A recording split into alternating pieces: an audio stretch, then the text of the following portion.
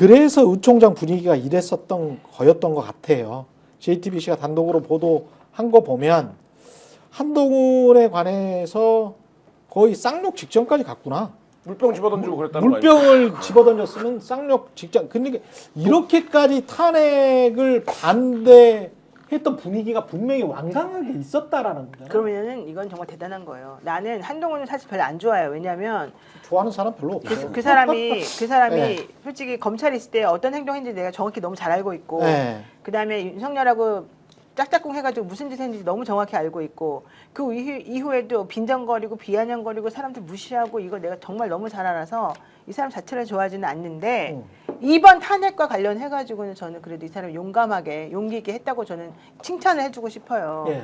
이번에 그 의총장 자기는 국회의원도 아니니까 그 국회의원들이 이랬다는 거잖아. 이건 다 이제 비공개 얘기인데 야 너는 국회의원도 아닌데 네가 와가지고 무슨 너 그 어쩌다 당 대표 돼가지고 무슨 네가 할 말이 있다고 여기 나와서 이렇게 떠들고 되냐 이런 얘기가요. 그렇죠. 비아냥 거리는 게 너무너무 모욕적이었는데 그 그 모욕을 이번에만 당한 게 아니고 저번에부터 계속 당해 왔던 건데 이번 의총장에서 완전히 자기가 이랬다 저랬다 이런 얘기 하면서부터 이 사람이 완전히 추락을 했고 의총장에서 물병 던지고 너 빨리 나가라 너를 들어오는 순간부터 우리 당이 망가졌다 이런 얘기를 그 안에서 다 들었다는 거 아니에요 그 쌍욕을. 또라이 아니야 또라이 뭐 이렇게 이야기도 했네. 근데 F1은? 저는 뭐 한동훈 대표에 대한 평가가 네. 뭐 갈릴 수 있지만 저는 한동훈 리더십이 붕괴한 거는 반대자들 때문이 아니라 본인이 열흘 사이에 리더십을 왔다 행사할 갔다 수 한 있는 거야. 신뢰 기반을 네. 무너뜨린 거예요. 그렇지. 그렇기 때문에 반대자들이 이렇게까지 극악하게 또 나올 수 있었던 거거든요. 그리고 배신자들이 얼마나 많아. 진정호 봐요. 그 배신자. 그렇지. 그 끝나고 나니까 최고위원 갑자기 다 그만두고 네. 전례 다 이미 다 가 있었던 거고 장동혁 마찬가지고. 어쨌든 그 23명이 만약에 한동훈의 리더십이 작동해서 23명이 찬성을 했다 이러면 이 상황에 몰리지 않았을 거예요. 그러니까 어쨌든 당내 소수파의 리더라도 소수파를 이끌더라도 어쨌든 명분을 갖고 있었기 때문에 할 수 있었는데 그 과정에서 한동훈 대표가 취한 행동은 어떤 겁니까? 본인 당일날 체포될 거라고 생각해서 국회에 들어왔다는 거잖아요. 그 얘기는 뭡니까? 자기가 신뢰할 만한 어떤 정보원으로부터 그 얘기를 들었을 거잖아요. 나를 체포하는. 그럼 이미 그날 한동훈 대표는 이 작전을 알고 있었던 걸로 추론이 되는데 그러고 나서 다음에 윤석열 대통령 만나러 들어가지 않습니까? 그럼에도 불구하고 그러니까 사람들이 어떻게 생각하는 거야? 아 권력욕이 대단하네. 자기 체포하려고 그랬다는데 저걸 만나러 가네. 그 다음에 한 방법이 뭡니까? 국무총리 당사로 불러다가 자기는 둘이 운영하겠다고 선언해버린 거 아닙니까? 한덕수 총리 무슨 내용인지도 모르고 왔다는 거고. 그러니까 뭐야 이건 이렇게 됐던 건데 그거를 누구한테 거부당한 겁니까? 대통령실에서 거부한 거잖아요. 그렇게 안 할 건데? 이렇게 된 거잖아요. 그러니까 사실 이 과정들이 그 열흘 사이에 한동훈이 보여줬던 행보가 정치인 한동훈의 미천을 드러냈고 그게 결국엔 그 리더십을 그러니까 내가 한동훈 좋아하지 않지만 그래도 뭐 어떻게 한동훈이 대표하면서 가야지라고 생각하는 생각마저 무너뜨렸다. 그게 지금 한동훈 대표가 마지막에 처한 상황이죠. 네, 친윤계 시의원이 이날 했다는 14일 날에 이제 탄핵이 가결되고 난 다음에 열받아서 했다는 이 말이 국민의힘이 자가당착에 빠져 있는 게 확연히 드러나요. 책임질 사람은 지도부입니다. 우리가 대장이 책임지지 실무자가 책임지는 건 없지 않습니까? 이렇게 이야기를 했어요. 한동훈한테. 한동훈 네가 대장이니까 책임져라. 왜 이 말을 윤석열한테는 못하나? 아니 진짜 또라이들 아니야. 지들이 또라이면서 또 F1은 한동훈한테 한동훈이 사과 안 하겠다고 아니죠. 사퇴 안 하겠다고 하니까 또라이 아니야 또라이? 지의원은 그랬다는 거예요. 저런 놈을 갖다가 법무부 장관 시킨 윤석열은 자기 눈을 찌른 거야. 자기 눈을 찔렀으면 그 사람 탄핵해야지. 이 또라이들 아니야 전부 다. 그러니까 이 강성 발언을 쏟아낸 사람들이 네. 지역 기반이 다 TK인 사람들이에요. 아, 그래요? 그러니까 뭐라고 해야 될까요? 네. 그러니까 이 이제 민심의 영향을 덜 받는. 근데 이제 이거는 뒤집어서 얘기하면 국민의힘이 그만큼 나빠진 거예요. 그러니까 예전 같으면 수준이 떨어졌다. 네, 그렇죠. 수준이 진짜 저질이 됐다. 저질이에요 저질. 저질이 됐다. 그러니까 이분들은 사실 수도권 민심 지금 뭐 여의도에 100만이 모였어, 200만이 모였어. 근데 우리 지역 거랑은 전혀 상관없는데 이런 생각을 하는 분들이에요. 그러네. 예, 그러니까 사실 여기는 주군이 윤석열이냐 한동훈이냐 이런 것도 사실 별로 안 중요해요. 그러니까 어차피 왜냐면 된다? 어차피 자기가 공천 받을 시점에 대표랑 관계만 괜찮아서 내 지역구에 공천만 받으면 우리 어차피 소수당이고 지금 뭐 이런 상황인데 정권 넘어가는 건 이제 어쩔 수 없는 나도 거예요. 오래 예. 했고 내 나이 72이 넘었고 뭐 안 되면 아들한테 물려주지 뭐 이런 생각도 있을 수도 있고. 그래서 뭐 이날 물병 던지고 이런 분들이 다 아들? 대부분 아들? 그 이런 격한 발언한 분들이 TK 분들입니다. 그러니까 네. TK 분들이 다 나쁘지도 않고 TK 분들의 판단이 다 틀리지는 않겠지만 그럼에도 불구하고 이 사건의 원인과 과정과 결과를 조금 생각하셔서 대한민국을 사랑한다는 보수 그 자랑하는 그 보수 진보 따위와는 비교도 안 되게 대한민국을 위해서 올바른 법치주의에 입각해서 행동한다는 그분들이 정말 정신 좀 차리세요. 그리고 국민의힘 의원들이야말로 정신 좀 차려라고요. 망각을 한 것 같은데 자기가 지금 뭐 하는지를 몰라요, 자기네들이. 탄핵 이후에 다 내란죄를 다 같이 집어 넣어야 돼. 탄핵 이후에 황교안 대표 체제 때 태극기랑 손잡고 막 국회 점령하려고 그런 때 있었어요. 네. 기억나시죠? 맞아요. 거기서 빠져나오는데 몇 년 걸렸습니다. 아니 그러니까 어저께는 또 황교안을 또 국회에서 기자회견하게 만들어주고 판 깔아주고 네. 부정선거도 근데 얘기하게 만들고 그 뭐예요? 국민의힘이 그때 쇄신과 혁신 얘기하면 그 문제가 늘 1번이었어요. 태극기와 절연해야 된다. 근데 지금 윤석열 아니야. 대통령이 마지막에 한 담화도 마찬가지로 그 태극기한테 총골게 하라는 거의 격동의 선동문 같은 거 아닙니까? 태극기와 결혼했잖아. 네.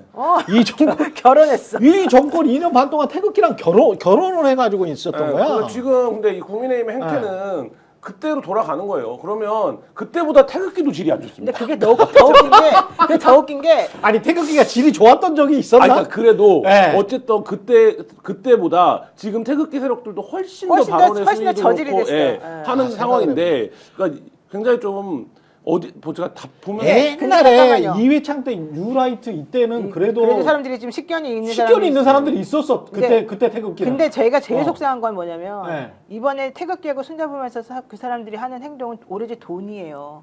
오로지 코인팔이에요. 맞아, 나는 맞아. 그게 더 싫어요. 맞다. 코인팔이하는 이 태극기란 이름을 가지고 코인팔이하고 있는 이 사람들을 이 대통령이라고 하는 사람과 그 국민의힘이라고 하는 그 보수 정당이 연결해서 손을 잡고 있다는 게 이게 창피하고 부끄러운 일이잖아요. 이들이 정말 무슨 가치관을 가지고 하는 게 아니에요. 맞아요. 이 지금 유튜브 하는 사람들이요 다 돈 벌려고 별별 말도 안 되는 건 다 거기 유포시켜요. 왜? 자기네들은 그렇게 유포시켜도 고소고발을 안 당하고 고소고발을 당해봤자 자기네는 다 무혐의 나오니까. 예. 걱정을 안 하고 있는 거거든요. 근데 이 돈 있는 이 코인팔이라는 사람들이 결국은 내 손을 잡아주고 나를 지켜줄 것이다. 이렇게 생각한다는 것 자체가 너무 한심한 거죠.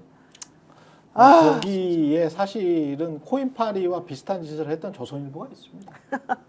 왜냐하면 70년대 이후에 조선일보의 성장 배경에는 뭐 말 좀 하는 기자들 다 쫓아내고 스피드 구독자 여러분들 70년대 80년대 이후에 그런 식으로 쭉 해서 본인들의 아성 그리고 본인들의 재산 사조의 재산 보십시오. 그 배당을 얼마나 많이 하는 줄 아십니까? 맞아요. 그 사람들 어마어마해요. 그 예전에 조그마한 회사들이었거든요. 전부 다. 저희 애가 14살이고 네. 운동을 해갖고 세상 일에 별로 관심이 없거든요. 네. 그래서 저한테 이제 물어보더라고요. 차를 타고 가는데 근데 이 현대 정치가 어쩌고저쩌고 자기네가 그 시험을 본다면서 얘기를 하다가 근데 대통령은 계엄을 왜 한 거야? 그걸 성공할 줄 알고 한 거야? 이렇게 물어보더라고요. 네. 그래서 뭐 당연히 실패했고 뭐 쭉 설명을 해주는데 그 왜 그런 거냐는 거예요. 그래서 제가 그러니까 그 눈높이에 맞게 설명을 해주려고 대통령이 알고리즘에 빠진 것 같다. 알고리즘에? 라고 얘기를 했어요. 그때 얘가 알고리즘은 알아? 알고리즘이 매당류. 유튜브 알고리즘 중학교 1학년이니까. 아, 중학교 1학년. 그래서 알고리즘까지 듣고 대뜸 유튜브 이러는 거예요. 아, 그래서 유튜브. 그래 그 유튜브 대통령이 그런 부정선거 다르구나, 유튜브를 본 것 얘들이. 같다라 했더니 얘가 뭐라는 줄 알아요? 네. 말도 안 되는 소리 하지 말라는 거예요. 대통령이 어떻게 그러냐는 거예요. 아. 그거는 중학교 아빠를 1학년이 의심해. 중학교 1학년이 굉장히 합리적이네. 그래서 저한테 이성적이고. 또 자기한테 똑똑하네. 유튜브 보지 말라고 잔소리하는 줄 알고 아. 대통령이 어떻게 알고리즘에 빠지냐고 대통령 유튜브를 왜 보냐고 이러는 거예요. 아. 근데 그게 14살도 갖고 있는 상식적인 생각이죠. 상식적인 이야기. 네, 근데 우리가 지금 뭐를 하고 있는 겁니까?